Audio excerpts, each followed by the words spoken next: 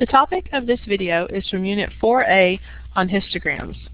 Histograms are just graphical representation of frequency distributions.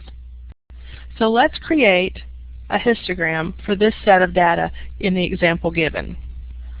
The data below represents some of the scores of Masters tournament players since the tournament began in 1934. We will construct a histogram for the data using classes of width 2 starting at 273.5.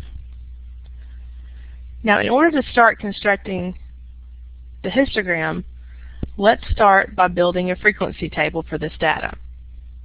So at the bottom of the screen, the data has been put in order, and we're going to carry that ordered data over to the next screen to help us build the frequency table.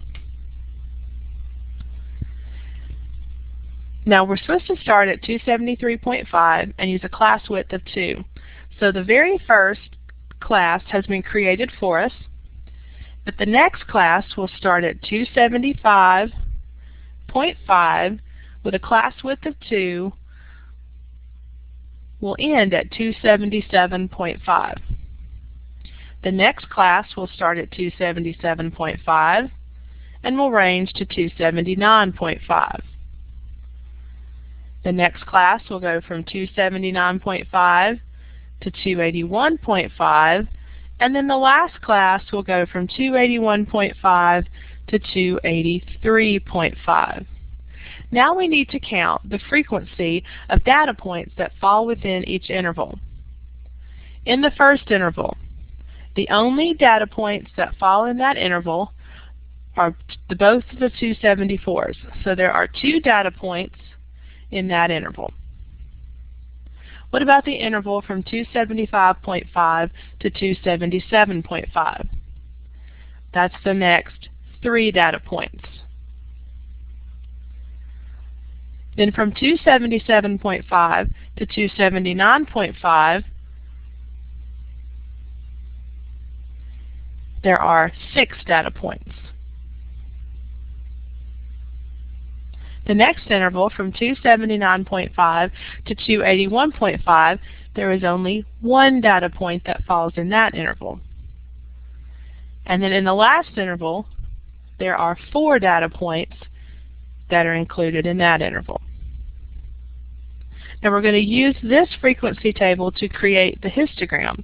So let's carry forward this frequency table to the next slide to create the histogram. Now notice we have a vertical and a horizontal axis. The vertical axis is labeled by the frequencies, and we're going to need to fill that in. The lowest frequency is 1, and it ranges all the way up to 6. And then the horizontal axis is already labeled, starting at 273.5 to the end 283.5, incremented by 2's. Now those numbers at the bottom on the horizontal axis represent the scores of the Master Tournament players. Now in between each interval, from 273.5 to 275.5 for example, we're going to draw a bar to the height of the frequency of the data points in that interval. So the bar will go to a height of 2 in the first interval. The second interval, the bar will have a height of 3. The next interval, the bar will have a height of 6. The next interval, the bar will have a height of 1. And the last interval, the bar will have a height of 4.